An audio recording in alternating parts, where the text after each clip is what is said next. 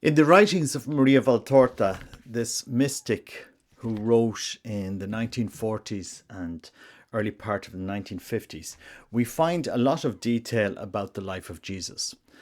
This woman who was bedridden for much of her life and knew a lot of details about the life of Christ and about the places that Christ lived and how they lived and worked and so forth. And in chapter 58 of the poem of the man God, or the gospel as revealed to me, we hear about Christ asking to be taught how to fish, because Christ was a carpenter. He worked with wood. He had his own workshop. In Nazareth, he wasn't a fisherman. But four of his apostles, Peter, Andrew, James, John, the sons of Zebedee, um, they were fishermen together on the Sea of Galilee, the Lake of Gennesaret. And if you're going to compile a work like Maria Valtorta's work, so any writer, any novelist, anybody that's going to write a novel or a book, and especially anything historical, you would have to do a lot of research to be able to do it. So going to libraries and researching and to put together a coherent historical period novel.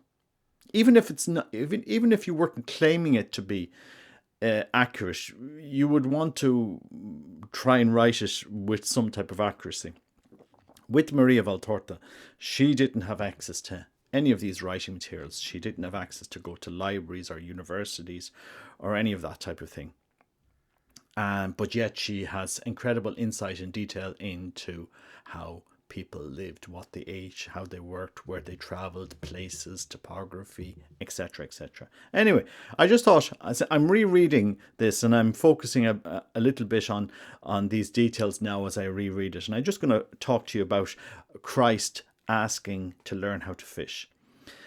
Anyway, he says here, Jesus asks his apostles, "Will you have a good haul? The weather is right, the water is calm, it will be clear moonlight, the fish will come to the surface from the bottom, and my net will drag them. Are we going ourselves? Oh Master, how could we manage by ourselves with this type of net? I have never gone fishing, and I expect to be taught by you," says Jesus. Jesus goes down slowly towards the lake, and he stops near the boat on coarse pebbly sands. "See, Master, this is what we do.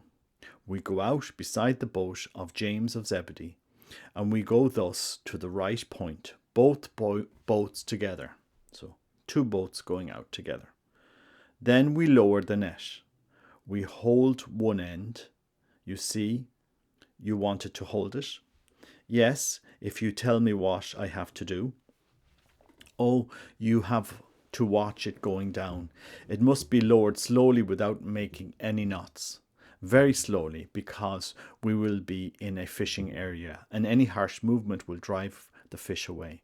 Without knots, otherwise the net would close up, whereas it must open like a bag, or if you prefer, like a veil blown in the wind. Then, when the net is fully lowered, we will row gently, or we may set sail, according to the circumstances, forming a semicircle on the lake. And when we understand by the vibration of the safety peg that the haul is good, we head for the shore. When we are almost on the shore, not before, to avoid running the risk of losing all the fish, not after, to avoid damaging both fish and the net on the stones, we will haul in the net. At this point we must be careful, because the boats must be close to allow one boat to catch the end of the net from the other boat." Interesting detail. Have you ever imagined how somebody is fishing there, how they fished 2,000 years ago? And we must not collide to avoid crushing the net full of fish. "Please, Master, be careful. It is our daily bread. Keep an eye on the net. That jolts may not overturn it. The fish fight for their freedom with strong strokes of their tails. And if there is a lot of them, you will understand they are small things. But if there is 10, 100, 1,000 get together, they become as strong as Leviathan. The same happens with sin, Peter. After all, one fault is not irreparable. But if one is not careful in controlling oneself, the one adds fault to fault. At the end of a little fault, perhaps a single omission or a simple weakness becomes bigger and bigger. It becomes a habit. It becomes a capital vice. At times one thinks with a lustful glance and ends up committing adultery. At times, while simply lacking charity when speaking to a relative, one ends up doing violence to one's neighbour. Never, never allow faults to increase in seriousness and numbers. If you wish to avoid trouble, they become dangerous and overbearing like the infernal snake itself, and will drag one down into Gehenna. What you say is right, Master. We are so weak. Care and prayer is necessary to become strong and obtain help, together with a strong will not to sin, and you must have full trust in the loving justice of the Father. I think Christ, many times when he's teaching, he uses the day-to-day things, like he said, I want to go out and learn how to fish. But he's using all of these experiences to teach his apostles. He's continuously dialoguing and teaching, asking questions, this continuous process of formation. But again, you're going back and Peter is explaining how they fish. They go out in two boats, and between the two boats they lower the net, and then they bring the net together and they pass it to the other boat, and then they haul in the fish. If you think about it, I would never have been able to even... You would have to go and investigate, how did people fish in those days? You'd have to kind of do some historical investigation. And it's not just that. There's many of these various different examples in the poem of the Man God, where Maria Valtorta is giving very descriptive understanding of, what they did, how they lived, architecture, gardens, food, etc. But I just thought that scene of Christ asking to learn how to fish, he wasn't so much asking to learn how to fish, but he was actually using it as a teaching exercise. How Peter is saying, well, look, we have to be careful on how we fish. You have to do it this way, and we have to take care of the nets, and all of the things about, a fisherman. And Christ is saying, well, you also have to be careful in your spiritual life. One fault isn't a big problem, but in lots of faults you create habits, and then you fall into sin, etc., etc. We don't teach this today in the church. It's not taught. We don't call it out. We don't warn people. But this is how Christ would have catechized and warned people. Be careful, etc., etc.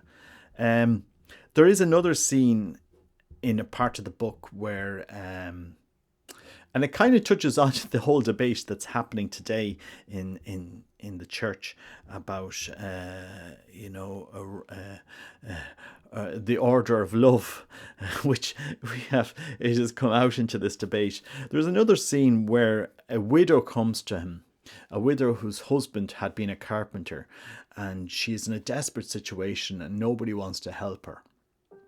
And instead of Christ calling out, going around and saying, why aren't you helping this widow? Why aren't you doing this? Instead of, calling other people out when he could have, he says, I'll go and finish your husband's work. I'll have to look up the exact chapter again. I'm rereading it. So Christ goes and he becomes a carpenter for a few days to finish the work that her husband was doing, to make some money for this widow, for her children. And Christ's cousins come. Simon, I think, his cousins, his Joseph's brothers' children come to Christ and says, your mother is left alone in Nazareth, and here you are working. And Christ says, well, look, I'm trying to teach them a lesson. It's not that Christ wanted to work, but sometimes you have to lead by example and how to love the other. I think we see this with the great saints like Mother Teresa. She could have been, used her position to call out the injustices in the world, or she could just live the example of Christ like that he does in that scene, going and being the carpenter and helping the family, and people saw what Christ did. They remembered what Christ did, how he treated others, how he treated the poor. They saw. And sometimes, that he didn't get into those polemics, calling out the hypocrisy, but he really embodied what he taught. And he was constantly teaching and forming those around him. And it's so needed today in the world. We so need this type of leadership and catechesis.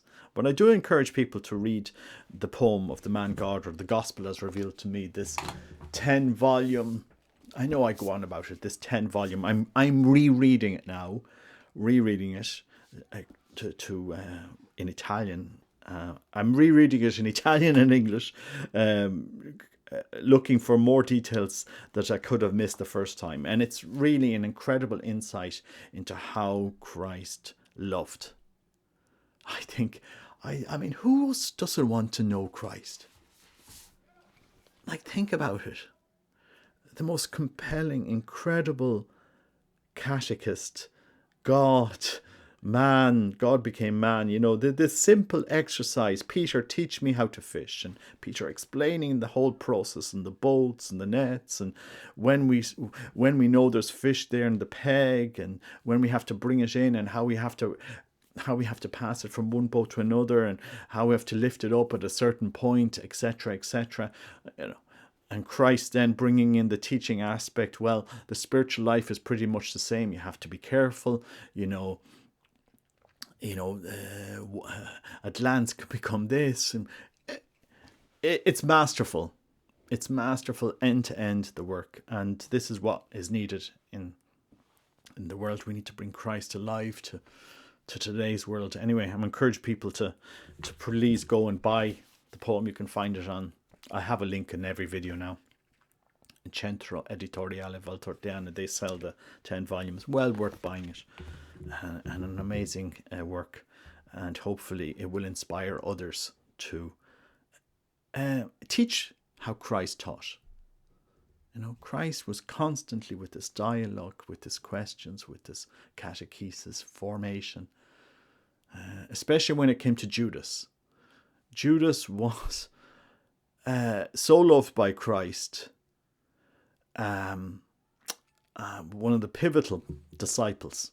They often say the squeaky wheel gets the most oil, and Judas got a lot of oil because he was all the time, he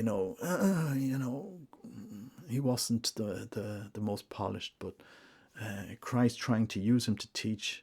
At one point he says, when I'm gone, you won't find very many people like me, but you'll find many Judases, and you need to know how to teach. I mean, the teacher par excellence, the master like no other master, the teacher like no other teacher. That's who Christ is. That's what the world needs, the church needs. Christ didn't mince words about warning people, about changing, converting. Didn't mince words. And today in the church we're failing to do this. But, God lets us go through these periods in order to renew the church. And for some reason he's allowing this. Anyway, God bless you. Take care. Bye-bye.